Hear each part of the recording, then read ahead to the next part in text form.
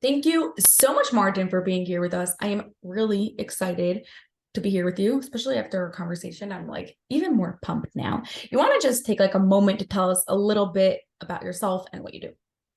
So I'm a real estate entrepreneur. I've been investing since 2007, bought my first property in 2000 actually, right before 9/11. And I love the entrepreneurship game. I love real estate. I love the money game. I love the wealth game. I love that game, but I'm more motivated and more inspired by my purpose, which is the money game just allows me to have a bigger impact, right? As you know, the more money you have, the bigger who you truly are. You amplify who you truly are. So my purpose is to impact and empower others to be better versions of themselves. And that's why I have a podcast, Latinos in Real Estate Investing Podcast, so that I can help others become a better version of who they are. Did you always have that belief of like with more money, then I'll be able to help more people? Because like, some people coming from different backgrounds think a little differently. So I come from extreme poverty. I was born here by the grace of God. My mom came pregnant with me to the U.S. in 1978. I'm 44. And when my mom came pregnant with me, she had no place to stay. She sent me back to the Dominican Republic. And back home in the Dominican Republic, we lived in extreme poverty. So for your viewers and listeners, I want you to think of when you see these kids in third world countries without shoes and shirts and living in these huts. Literally, that was me. I have pictures. Actually, I should post those pictures on my Instagram. I'm gonna do that to show people where I come from. And literally, when it would rain, we'd have the roof was made out of tin. The sun in Dominican Republic, because it's the Caribbean, the sun when it hits these tins, it makes these pinholes on the roof. So when it rained, it would rain inside the house. And I remember as a baby, as a kid, putting buckets, my sister and I putting buckets around the house so it wouldn't rain and flood the house, and we would throw the water out. So the question was, do I think? I'm sorry, I kind of went from No, backgrounds. I Do I like think that. Like it that? helps us understand you better. Yeah, the money part. So I always, so growing up, I come from poverty. So my mom had me come to the United States when I was 5. I went to school here and grew up in New York City. Was born and raised in New York City, and but it was always poor, right? We grew up in the hood. I saw my mother working hard, and from having limitations, from coming from a place of not having much, I learned that I realized that I didn't want that for the rest of my life, and that I wanted to be able to buy the things I wanted when I wanted, travel where I wanted, when I wanted. And I made a decision early in my life that I was not born to be poor. And my mom and I still joke about that when I tell her, mom, remember when I still tell her, mom, I'm not born to be poor. You know that, right? And we laugh about it. That's our in-house joke, because I used to tell her that as a kid. I wasn't born to be poor. And this not being able to do what I want is just not for me. So that was always a drive for me. And it's this thing, and I don't know if some people call it ambition, some people call it something else. It's this motor, it's this engine, it's this thing that drives me for more, for better. And when I say more, sometimes that could be perceived negatively, but I mean more meaning better, meaning that growth mindset that you and I talked about earlier. I want to get better. How can I get better? How can this be easier? What are some of the things that I can do that can improve the way I'm doing things now so I can get to my goals faster? So, at what stage of your life did you have like your first like real money and like you were starting to do the things that you wanted to do? It wasn't too long ago, right? I'm 44 years old. I got to tell you, and it wasn't too long ago. I made a decision in 2007. I bought my first investment property in the Great Recession of 2008. And I was a mortgage broker. So I was the guy giving away those subprime loans. So we had this recession, and it was based on these loans, it's bad money. I owned the mortgage broker company. I owned the brokerage company that was giving those loans. And I bought my first investment because I knew fundamentally that 90% of the world's self-made millionaires are made through real estate. 90% of the world's self-made millionaires are made through real estate. So I knew that the odds were in my favor. The challenge was that I had FOMO, which was coming from a place of scarcity, fear of missing out. I was writing all these loans, and it was so easy for people to get money that I thought that if I didn't buy my first property now, I was never going to buy it. So I didn't have an education on how to invest. I just went ahead and I did it because everyone else was doing it, and I followed the herd. And 2 years later, bought my first property for 275,000. And 2 years later, I was underwater by $100,000. And then I was using a home equity line of credit just to pay my bills. I have 4 small children just to pay my bills. So I was $200,000 in negative underwater net worth because I didn't understand money. And it wasn't until I got a mentor, coach, a model, that I decided that that's when things started changing for me. When I decided, okay, I'm tired of pain. Usually is what causes change. That's the lever, right? Pain is what causes change. So it was that pain that gave me that lever to commit, to make a decision. Hey, I'm really deciding to create wealth. I don't care how long it's going to take me. I'm deciding to get to financial freedom, which basically means you get enough passive income to take care of my monthly expenses without me having to trade dollars for hours. And when I did that, right, that was my goal. And I didn't care how long it took to do that. So it took me some time. It took me about, I had a 5-year plan. I did it in about 3. That's good. It's awesome. Yeah, I did it in about 3. I got to financial freedom about 3, but I got to tell you, I'll share this story with you. I did my first flip, right? And I had this mapped out. You and I talked about in my podcast about, planning ahead. And I had this whole thing mapped out. And my map was like, yeah, I'm going to flip a certain amount of properties and I'm going to take that money, buy a certain amount of rentals. That's going to create cash flow. So, because I always operated after 2008, I operated in a little bit of paranoia. I never want to go through that again. And I'm preparing, because it's not if, it's when it happens again, because recessions come and go every 10 years. So I had this plan, and I was going to buy flips to get large chunk of money, and then take that money, invest it into rentals, create cash flow, and then keep doing that, rinsing, repeating. So my first flip, right? I was so committed to getting to that goal that I was going to a Masonic meeting one night. And we when we go to Masonic meetings, we dress in black and white. So it's a black suit, white shirt, black tie. And in February here in the Poconos, we get really cold weather. It snows a lot. It gets really, really cold in the winter. It was February. I did my first flip. And it was one of those rare times. You used to live in Jersey, so it's one of those rare times in February in the winter that you get a warm day. It's 50 or 60 degrees. And you're like, whoa. So we had a lot of snow. It was really cold. And then we got lucky. It was one day. And I had to paint the exterior of this house, right? I had to paint the exterior of this house. And you cannot paint an exterior of a house if it's under 55 degrees or 56 degrees. The paint won't stick. And this day we had like a 65-degree weather. And I'm in my office in my black and white suit and my nice shoes, getting ready to go to this meeting that night. And I get this break on weather, and I call my contractor and I'm like, listen, it's warm. I'm going to go buy the paint. Let's do it today. This is it. Like, dude, I don't have to wait till the spring to sell this property. And it gets, as you know, in the winter, 4:00, it's dark. So I run to the store, I get the stuff, I go. By the time I got there, it was dark. And here I am in my black and white suit in this muddy yard, holding the light all for 3 hours so my painter can paint the light, can paint the house. Because I was committed to doing it. My suit got muddy, my shoes got muddy. I didn't care because I was so committed to this goal of hitting financial freedom and this plan I had, that it didn't matter how long it was going to take me. It didn't matter how uncomfortable it was going to make me. It didn't matter if I have to crawl in mud. None of that mattered. I was just committed to reaching that goal of financial freedom. I hope that answered your question. That was a kind of a long Yeah, I answer. got really like into it. So I don't even remember what the question was, but I now I see like where your formula came from, like Mm-hmm. how you developed it through the years. And you wanted to share with us like maybe a specific moment when you developed that formula and what it is exactly.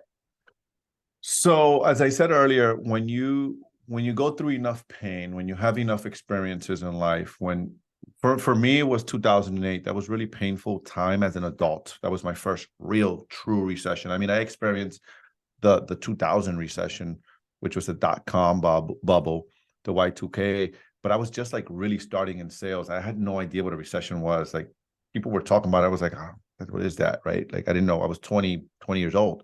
I didn't know what that was. But this recession, I had 4 kids. I had a house. I had responsibilities. I had a business.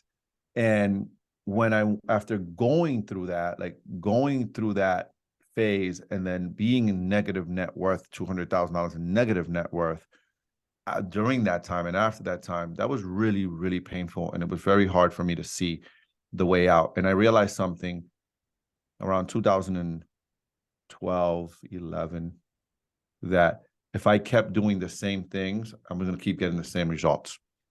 And around that time in 2014, I bought a pizzeria. I had some money. I was starting to make some money, and I bought a restaurant. And when I bought this restaurant, ST, I realized, when your gut, you make a bad decision. I bought this place because I was looking to deploy some capital and put my money to work, but I didn't know what exactly I wanted to deploy it into. And I bought this place, and the minute I bought it, my gut told me, oh, something's wrong. This is wrong. But I signed. I was in. I was committed. And was one of the biggest lessons I learned, because I spent so much time by myself there. We bought this restaurant. It was a horrible experience for me because I didn't like it. I realized I didn't like owning a restaurant. I didn't like doing that. But my wife and I always romanticized with owning a restaurant. But anyways, during that time, I spent a lot of time at nights there in the evenings, because my wife would run in the day and I would go at night alone. I spent a lot of time there processing, thinking like, okay, I don't like this. This is uncomfortable. I like my freedom. This is not the type of business I want to be in. I didn't understand how to run a business really. And I started spending a lot of time in personal development. I started listening to a lot of audios in that restaurant, a lot of audio books. I started committing. That's when I discovered Tony Robbins, right? And I decided to start going to his events. And I was like, I'm committed to becoming wealthy or creating the lifestyle I want, no matter what. So, but I started that commitment with commitment to myself, me getting better, because I figured out through my reading that if I got better, my life would get better and my financial situation would get better. Can't hear you.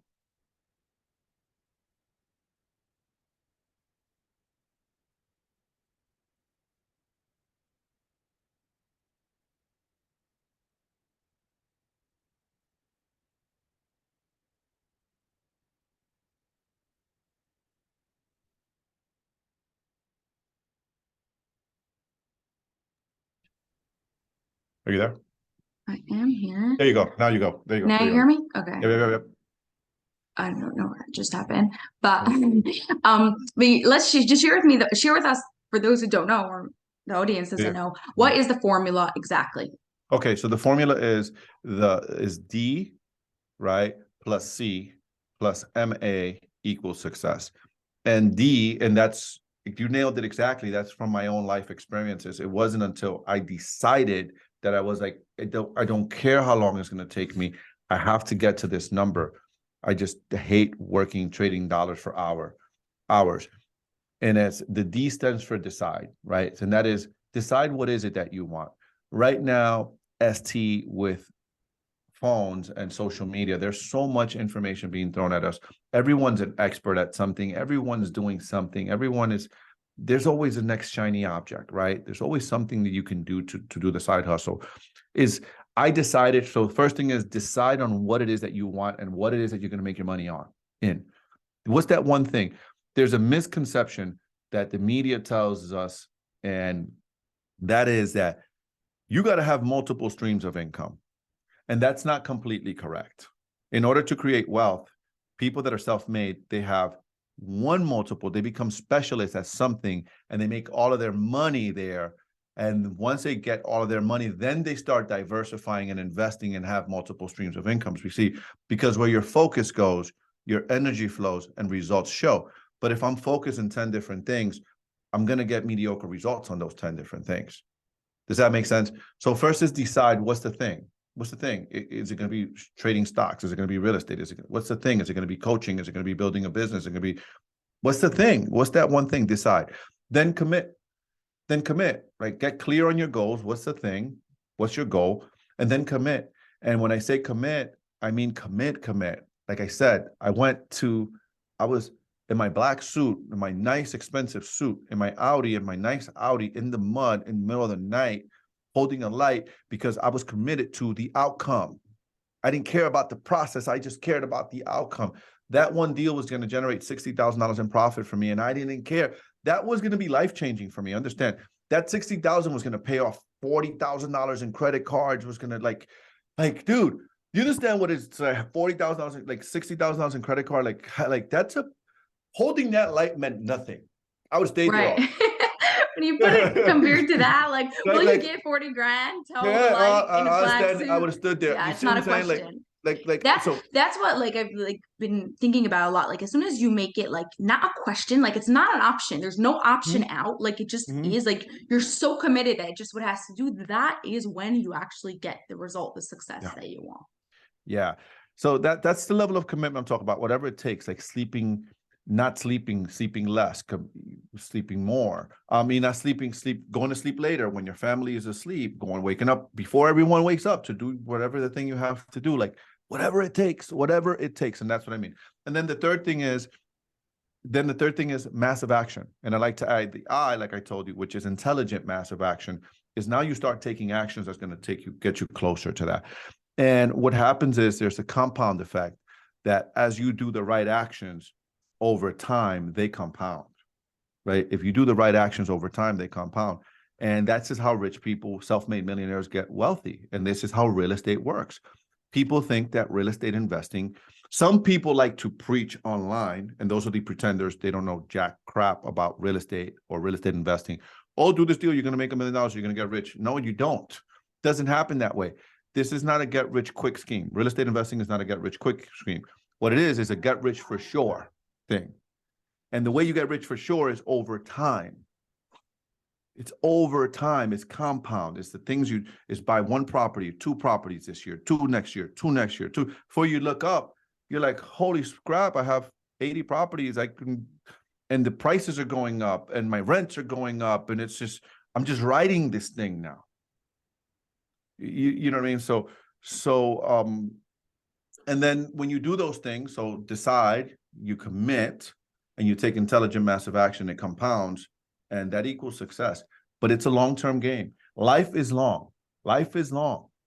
Yeah. Oh yeah. I'm in such agreement with you on that. I love that. So like it's D plus C plus MS equals MA, success.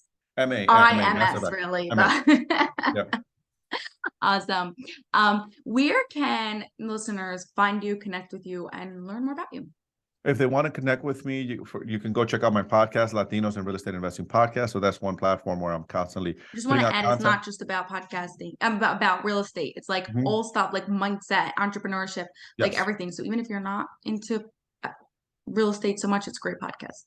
Yes, I had you on there. We talked about brain coaching and brain rewiring. So I have entrepreneurs there, all kinds of people. It's just my brand, Latinos in Real Estate Investing Podcast. But you can find me there. You can follow me on IG. It's Martin Perdomo, the Elite Strategist, and I have a YouTube channel which is Martin Perdomo, the Elite Strategist, and I'm on Facebook. If you look me up, Martin Perdomo, I'm the guy that kind of shows up on all of Google, the Elite Strategist. Just choose your flavor. I answer all of my DMs on IG and on FB. So just hit me up. Granted, sometimes it takes me a little time because I'm busy. I am building a business. I am active. I am an active investor. So just give me some time, but I will get back to you. Thank you so much, Martin. This was awesome. Thank you, my dear. This was awesome.